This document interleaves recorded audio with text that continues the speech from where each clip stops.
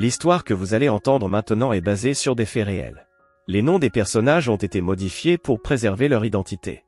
Dans l'histoire d'aujourd'hui, le policier n'a pas CRU que la voiture Delux lui appartenait et l'a arrêté. Voici la conséquence.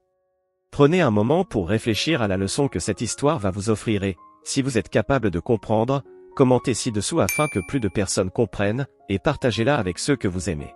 Merci et bonne histoire. C'était une après-midi ensoleillée de juillet à Paris. Amélie Durand, une jeune femme noire de 19 ans, roulait dans sa toute nouvelle Mercedes-Benz noire le long des Champs-Élysées. La voiture, un cadeau de ses parents pour ses excellents résultats académiques, brillait sous le soleil parisien. Amélie, étudiante boursière à la Sorbonne, était connue pour sa détermination et son travail acharné. Alors qu'elle tournait sur une rue moins fréquentée, le cœur d'Amélie fit un bond dans sa poitrine. Des gyrophares bleus clignotaient dans son rétroviseur. « Qu'est-ce que j'ai fait ?» murmura-t-elle, jetant un coup d'œil nerveux à son compteur de vitesse. Elle n'avait pas dépassé la limite. Pourtant, le véhicule de police continuait de la suivre, sa sirène maintenant hurlante. Les mains tremblantes, Amélie se rangea sur le côté de la rue. Elle coupa le moteur, son cœur battant la chamade. Dans le silence soudain, elle pouvait entendre le crissement des pneus de la voiture de police qui s'arrêtait derrière elle. L'officier Mathieu Beaumont, un vétéran de la police parisienne dans la quarantaine, sortit de son véhicule. Son visage était dur, ses yeux scrutateurs alors qu'il s'approchait de la voiture d'Amélie. Il avait reçu un appel concernant un véhicule volé correspondant à la description de la voiture d'Amélie, et il était déterminé à enquêter. « Permis de conduire et carte grise, s'il vous plaît », exigea l'officier Beaumont, son ton tranchant et autoritaire. Amélie, sentant un mélange de peur et de confusion, s'exécuta avec des mains tremblantes. « Officier, puis-je savoir pourquoi vous m'arrêtez ?» demanda-t-elle, sa voix vacillante. « Je vous expliquerai une fois que j'aurai vérifié vos documents, répliqua-t-il sèchement, prenant son permis et sa carte grise pour retourner à sa voiture de patrouille. Amélie observait anxieusement dans son rétroviseur, son cœur battant si fort qu'elle pouvait l'entendre résonner dans ses oreilles. Les secondes s'écoulaient comme des heures. Elle remarqua que des passants commençaient à ralentir, regardant la scène avec curiosité. Certains sortaient même leur téléphone, prêts à filmer. « S'il vous plaît, que ce ne soit qu'un malentendu », pria-t-elle silencieusement, ses mains agrippant fermement le volant. Après ce qui sembla une éternité, l'officier Beaumont revint. Son expression était encore plus sévère qu'auparavant. Il ouvrit brusquement la porte d'Amélie. « Sortez du véhicule, mademoiselle », ordonna-t-il, sa voix dure et implacable. « Quoi ?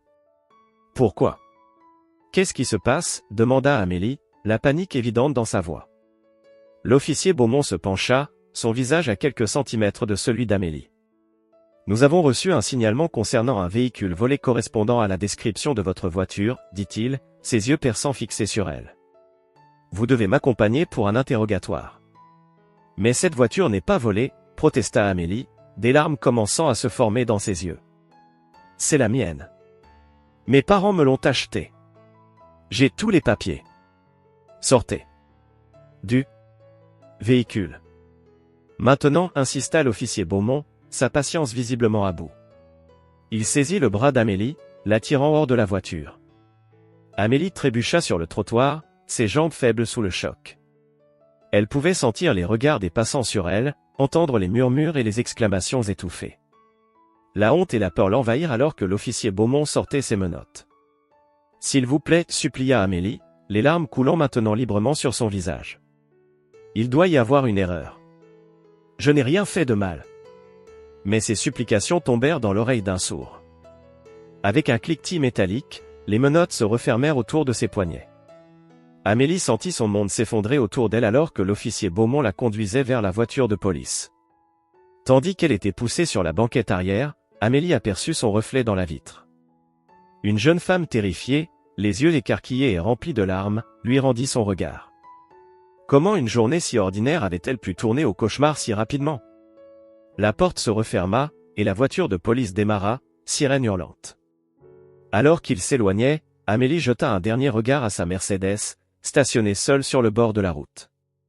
Elle ne pouvait pas savoir que ce jour marquerait le début d'une bataille pour la justice qui changerait non seulement sa vie, mais aussi celle de nombreuses autres personnes. Le trajet jusqu'au commissariat du 8e arrondissement semblait interminable pour Amélie. Chaque virage, chaque feu rouge était une torture, prolongeant son angoisse. L'officier Beaumont, assis à l'avant, restait silencieux, ses yeux fixés sur la route. Le silence dans la voiture était assourdissant, brisé seulement par le bruit occasionnel de la radio de police. Lorsqu'ils arrivèrent enfin, Amélie fut brusquement tirée hors du véhicule. Le bâtiment imposant du commissariat se dressait devant elle, ses fenêtres semblant la fixer avec accusation. Des passants s'arrêtaient pour regarder, certains chuchotant entre eux. Amélie baissa la tête, essayant de cacher son visage. À l'intérieur, l'atmosphère était étouffante. L'odeur de café froid et de papier se mêlait à la tension palpable.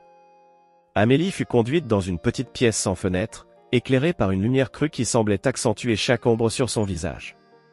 L'officier Beaumont s'assit en face d'elle, posant un dossier sur la table avec un bruit sourd qui fit sursauter Amélie. « Mademoiselle Durand, commença-t-il, sa voix dure comme l'acier. Vous êtes accusée d'être en possession d'un véhicule volé. C'est une accusation grave. Que pouvez-vous me dire à ce sujet ?» Amélie sentit son cœur s'accélérer. « C'est une erreur, dit-elle, sa voix tremblante. Cette voiture est à moi. Mes parents me l'ont offerte pour mon admission à la Sorbonne. J'ai tous les papiers. » Vraiment, l'interrompit Beaumont, un sourcil levé avec scepticisme. Et comment une étudiante peut-elle se permettre une Mercedes dernier cri? Je vous l'ai dit, insista Amélie, les larmes aux yeux. C'est un cadeau de mes parents. Ils ont économisé pendant des années. Beaumont se pencha en avant, ses yeux perçants fixés sur Amélie. Écoutez, mademoiselle. Nous avons reçu un signalement très précis. Une Mercedes noire, modèle récent, avec votre plaque d'immatriculation. Volée il y a 2 jours. Comment expliquez-vous cela? Amélie sentit la panique monter en elle. C'est impossible. J'ai cette voiture depuis des mois. Il doit y avoir une erreur dans votre système, ou peut-être que quelqu'un a cloné ma plaque. Ou peut-être, coupa Beaumont, sa voix dégoulinante de sarcasme, que vous pensez pouvoir nous duper avec une histoire bien ficelée.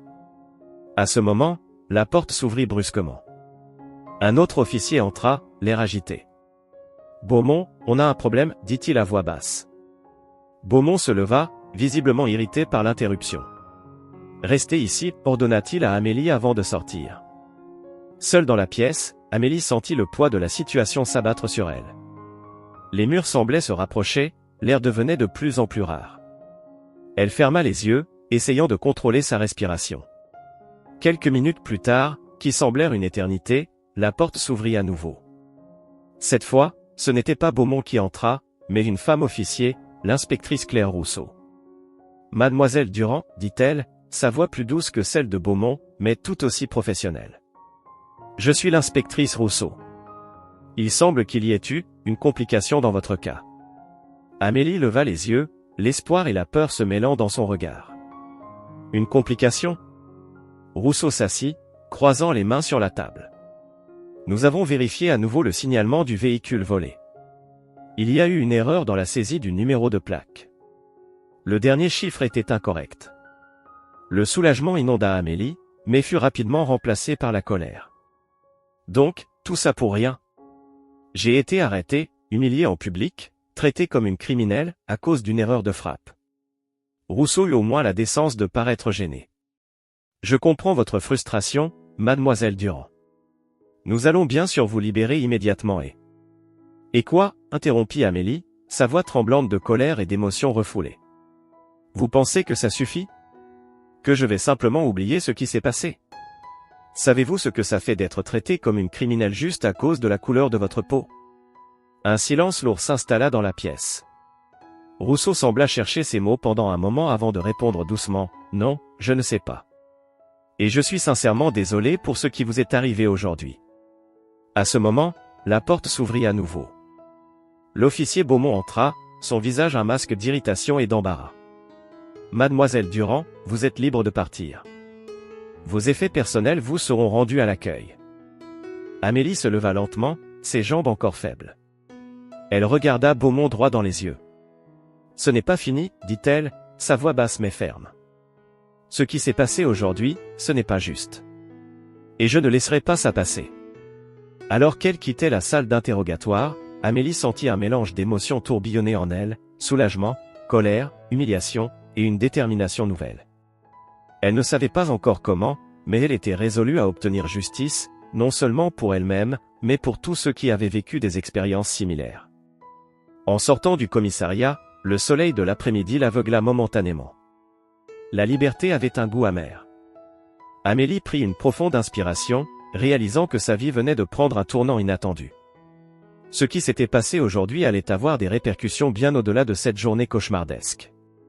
Une bataille pour la justice et l'égalité venait de commencer, et Amélie était déterminée à la mener jusqu'au bout. Le soleil commençait à décliner sur Paris lorsqu'Amélie fut reconduite au commissariat. Cette fois, ce n'était pas en tant que suspecte, mais en tant que plaignante potentielle. L'atmosphère était différente, mais pas moins tendue. Amélie fut escortée dans une salle d'interrogatoire différente, plus grande et moins austère que la précédente. L'inspectrice Claire Rousseau était déjà là, accompagnée d'un homme en costume qu'Amélie ne reconnaissait pas. « Mademoiselle Durand, commença Rousseau, je vous présente Maître Laurent Dupuis, de l'Inspection générale de la police nationale. Il est ici pour recueillir votre témoignage sur les événements d'aujourd'hui. » Maître Dupuis hocha la tête, son visage impassible. « Mademoiselle, nous sommes ici pour comprendre exactement ce qui s'est passé. Votre témoignage est crucial pour notre enquête interne. » Amélie prit une profonde inspiration. « Par où voulez-vous que je commence ? » « Du début, répondit Dupuis. « Racontez-nous tout, dans les moindres détails. » Amélie commença son récit, sa voix tremblante au début, puis gagnant en assurance au fil de son récit. Elle décrivit la façon dont elle avait été arrêtée, le comportement agressif de l'officier Beaumont, l'humiliation publique qu'elle avait subie. « Il ne m'a même pas laissé expliquer, dit-elle, la colère perçant dans sa voix. Il m'a traité comme une criminelle dès le début, sans aucune preuve. » Rousseau intervint. « Avez-vous le sentiment que votre origine ethnique a joué un rôle dans la façon dont vous avez été traité ?» La question flotta dans l'air, lourde de sens. Amélie hésita un moment avant de répondre. « Je ne peux pas en être certaine. Mais j'ai du mal à croire qu'une jeune femme blanche au volant d'une Mercedes aurait été traitée de la même manière. » Dupuis prit des notes frénétiquement. « Avez-vous des témoins qui pourraient corroborer votre version des faits ?» Amélie secoua la tête. Il y avait des passants qui regardaient, certains filmaient même avec leur téléphone. Mais je ne connais personne personnellement. L'interrogatoire se poursuivit pendant des heures. Chaque détail fut examiné, chaque mot pesé. Amélie se sentait épuisée, émotionnellement vidée. Soudain, la porte s'ouvrit brusquement. L'officier Beaumont entra, le visage rouge de colère. « C'est quoi ce cirque ?» rugit-il. « Vous allez vraiment croire les accusations sans fondement de cette... Officier Beaumont, l'interrompit sèchement Rousseau. « Vous n'avez pas le droit d'être ici. Sortez immédiatement. » Mais Beaumont ne bougea pas. Il fixa Amélie d'un regard brûlant. « Vous pensez vraiment pouvoir vous en tirer comme ça ? Vous n'avez aucune idée de ce à quoi vous vous attaquez. » Amélie, malgré sa peur, se leva pour faire face à Beaumont. « Non, c'est vous qui n'avez aucune idée. Ce que vous m'avez fait aujourd'hui, ce n'est pas juste. Et je ne me tairai pas. » La tension dans la pièce était palpable. Dupuis se leva à son tour. « Officier Beaumont, votre comportement ne fait que confirmer les accusations de Mademoiselle Durand. Je vous conseille de quitter cette pièce immédiatement avant d'aggraver votre cas. » Beaumont hésita un moment, puis sortit en claquant la porte. Le silence qui suivit était assourdissant. Rousseau se tourna vers Amélie, l'air grave. « Mademoiselle Durand, je suis désolé que vous ayez dû subir cela. Je vous assure que le comportement de l'officier Beaumont ne restera pas impuni. » Amélie hocha la tête, encore secouée par la confrontation. « Qu'est-ce qui va se passer maintenant ? » Dupuis prit la parole. « Nous allons ouvrir une enquête interne complète. Votre témoignage sera crucial. Mais je dois vous avertir, ce ne sera pas facile. Il y aura probablement des pressions, des tentatives d'intimidation. » « Je suis prête, répondit Amélie, sa voix tremblante mais déterminée. « Je ne laisserai pas ça passer. Pas seulement pour moi, mais pour tous ceux qui ont vécu des situations similaires et qui n'ont pas eu la chance de se faire entendre. » Rousseau regarda Amélie avec un mélange d'admiration et d'inquiétude. « Vous êtes courageuse, Mademoiselle Durand. Mais êtes-vous sûre de vouloir vous engager dans cette voie ? Cela pourrait avoir des répercussions sur votre vie personnelle, vos études. » Amélie prit un moment pour réfléchir. « Les événements de la journée défilaient dans sa tête, l'humiliation de l'arrestation, la peur dans la salle d'interrogatoire, la colère face à l'injustice. Puis elle pensa à ses parents, à leur sacrifice pour lui offrir une éducation, à leurs espoirs pour son avenir. Elle pensa à tous ceux qui avaient lutté avant elle pour l'égalité et la justice. « Je suis sûre, dit-elle finalement, sa voix ferme et résolue. Si je ne le fais pas, qui le fera? Il est temps que les choses changent. » Dupuis hocha la tête avec approbation. « Très bien. Nous allons commencer les procédures officielles dès demain.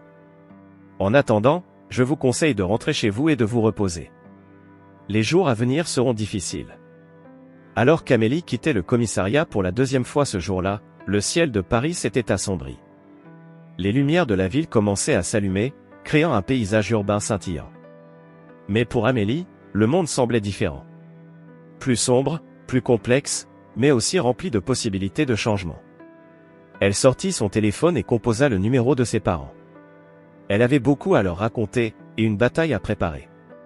Une bataille pour la justice, pour l'égalité, pour un avenir meilleur. Et malgré la peur et l'incertitude, Amélie savait une chose, elle était prête à se battre. Le lendemain matin, Paris s'éveillait sous un ciel gris et menaçant, comme si la météo elle-même reflétait la tension qui régnait dans le cœur d'Amélie.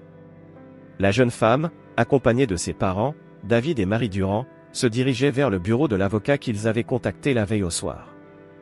Maître Élise Lefebvre les accueillit dans son cabinet, un espace élégant au cœur du Marais. L'avocate, connue pour son engagement dans les affaires de discrimination, écouta attentivement le récit d'Amélie. « Ce que vous avez vécu est inacceptable, déclara Maître Lefebvre, ses yeux brillants d'indignation. Mais nous devons agir vite et de manière stratégique. La police va certainement essayer d'étouffer l'affaire. » David Durand, le père d'Amélie, prit la parole, sa voix tremblante de colère contenue. « Comment peuvent-ils traiter ma fille ainsi? Nous avons travaillé dur toute notre vie pour lui offrir une éducation, pour qu'elle ait sa chance. Et voilà comment on la traite? » Marie posa une main apaisante sur le bras de son mari. « Que pouvons-nous faire, maître ?» demanda-t-elle, son regard alternant entre l'avocate et sa fille. Maître Lefebvre se pencha en avant, son expression déterminée. « Nous allons déposer une plainte officielle contre l'officier Beaumont et le commissariat pour discrimination raciale, abus de pouvoir et détention arbitraire. Mais avant cela, nous devons rassembler toutes les preuves possibles. » C'est à ce moment qu'Amélie se souvint d'un détail crucial. « Les passants !» s'exclama-t-elle. « Certains filmaient avec leur téléphone quand j'ai été arrêté. Il doit y avoir des vidéos quelque part. » Les yeux de Maître Lefebvre s'illuminèrent. « Excellent. Nous allons lancer un appel sur les réseaux sociaux. Si nous pouvons obtenir ces vidéos, cela renforcera considérablement notre cas. » Pendant les heures qui suivirent, ils élaborèrent une stratégie. Amélie créa un post sur les réseaux sociaux, racontant son histoire et demandant aux témoins de se manifester. L'effet fut immédiat. En quelques heures, le post était devenu viral, partagé des milliers de fois. Vers midi, alors qu'ils discutaient toujours dans le bureau de Maître Lefebvre, le téléphone d'Amélie vibra frénétiquement. Des dizaines de notifications apparaissaient à l'écran. « C'est incroyable » murmura Amélie, parcourant les messages. « Des gens m'envoient des vidéos de mon arrestation. Et il y a même... Oh mon Dieu !» Elle tendit son téléphone à l'avocate.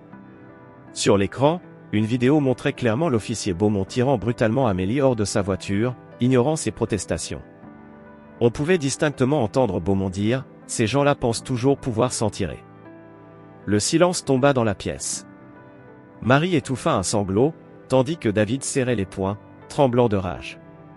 Maître Lefebvre prit une profonde inspiration. C'est exactement ce dont nous avions besoin. Cette vidéo prouve non seulement l'usage excessif de la force, mais aussi le préjugé racial évident de l'officier Beaumont. Armés de ces nouvelles preuves, ils se rendirent immédiatement au bureau du procureur. L'affaire prit soudain une toute autre dimension. Le procureur, visiblement troublé par les preuves présentées, promit une enquête approfondie et immédiate. En sortant du bureau du procureur, ils furent accueillis par une foule de journalistes. La nouvelle s'était répandue comme une traînée de poudre. « Mademoiselle Durand » cria un journaliste. « Que ressentez-vous face à cette injustice ?» Amélie hésita un instant, puis s'avança vers les micros. Sa voix, d'abord hésitante, gagna en assurance à mesure qu'elle parlait. « Ce qui m'est arrivé n'est pas un incident isolé. C'est le reflet d'un problème systémique qui affecte de nombreuses personnes chaque jour. Je ne me bats pas seulement pour moi, mais pour tous ceux qui ont été victimes de discrimination et d'abus de pouvoir. Il est temps que cela change. Ces paroles furent accueillies par des applaudissements de la foule qui s'était rassemblée. Des pancartes apparurent, portant des slogans tels que « Justice pour Amélie » et « Non au profilage racial ». De retour au cabinet de Maître Lefebvre, ils découvrirent que l'affaire avait pris une ampleur nationale. Les chaînes d'information en continuent diffusaient l'histoire en boucle. Des politiciens commençaient à réagir, promettant des réformes. Amélie, épuisée mais déterminée, regarda ses parents. « Je sais que ce n'est pas ce que vous vouliez pour moi, dit-elle doucement. Vous rêviez d'une vie tranquille, d'études brillantes. » Marie prit sa fille dans ses bras. « Ma chérie, nous sommes tellement fiers de toi. Tu te bats pour ce qui est juste. C'est tout ce que nous avons toujours voulu t'enseigner. » David ajouta, sa voix rauque d'émotion, « Tu es plus forte que nous ne l'avons jamais été. Tu vas changer les choses, j'en suis sûr. » Maître Lefebvre les interrompit doucement. « Ce n'est que le début, dit-elle. La route sera longue et difficile. Mais avec ces preuves et le soutien du public, nous avons une vraie chance de faire bouger les choses. » Amélie hocha la tête, un mélange de détermination et d'appréhension dans les yeux. Elle savait que sa vie ne serait plus jamais la même. Mais elle était prête à affronter ce qui allait suivre, forte du soutien de sa famille et de la conviction qu'elle se battait pour une cause juste. Alors que le soleil se couchait sur Paris, illuminant la ville d'une lueur dorée, Amélie sentit un changement en elle. Elle n'était plus seulement une étudiante, mais une voix pour ceux qui n'en avaient pas. Et elle était déterminée à se faire entendre.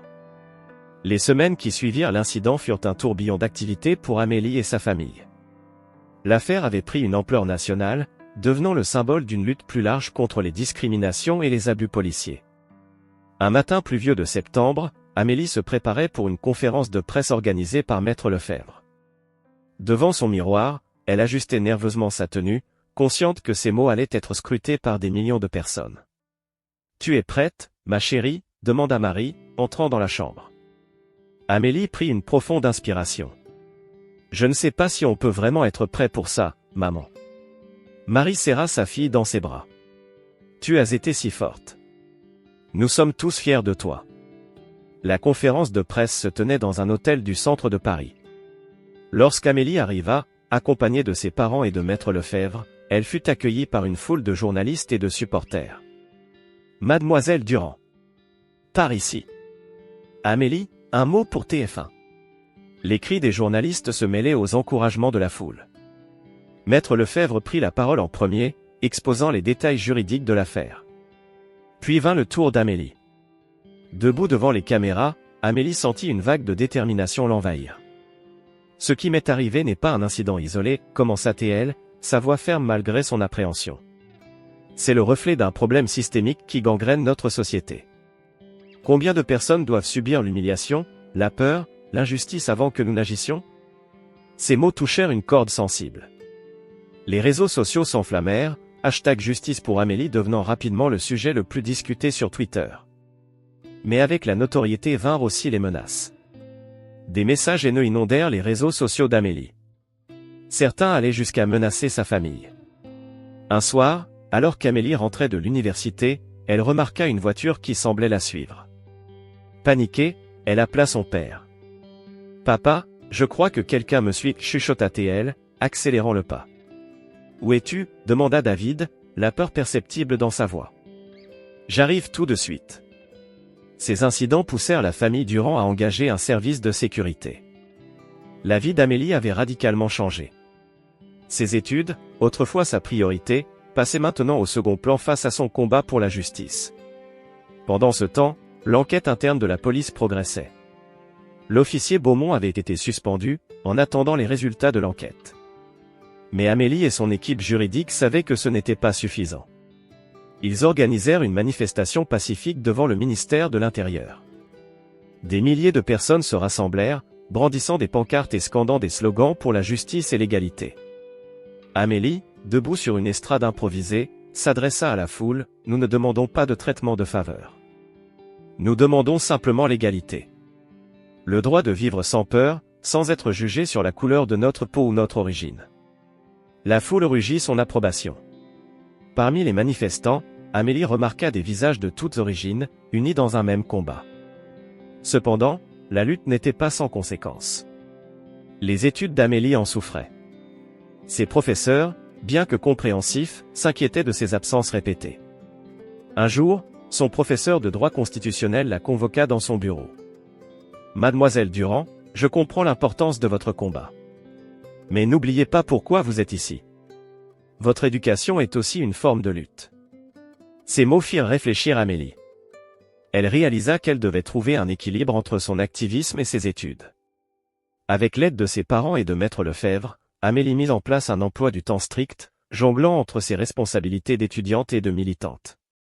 Les mois passèrent, marqués par des hauts et des bas. L'affaire avançait lentement dans le système judiciaire, chaque victoire étant suivie de nouveaux obstacles.